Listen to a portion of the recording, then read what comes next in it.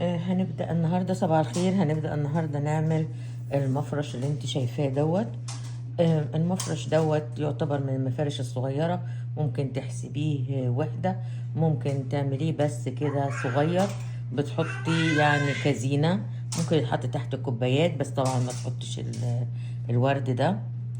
الورد ده ممكن تحطي ورد، تحطي خرزة، بس يعني كشكل، لكن عادي ان انت تحطي الحاجة دي او لا. يلا هنبدأ.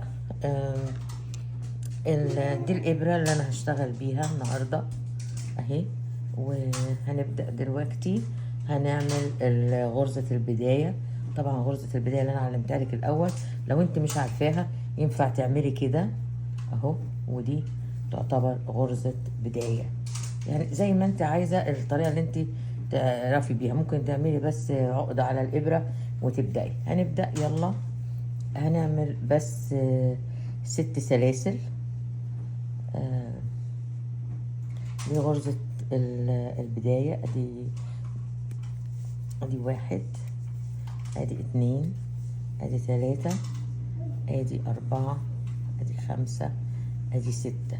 نقفل هنا في اول غرزة في الحلقة الاولانية، بنعمل هنا كده ونقفل دي، ناخد لفة وبنفلت الاتنين، وهي دي الحلقة الاولانية.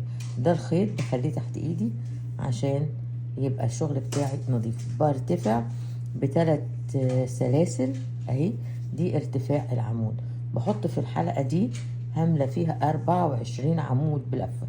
ادي لفة واحدة على الابرة وبنزل بيها، اخد لفة اطلع، يبقى عندي 3، افلت 2، اخد واحدة تاني وافلت واحدة.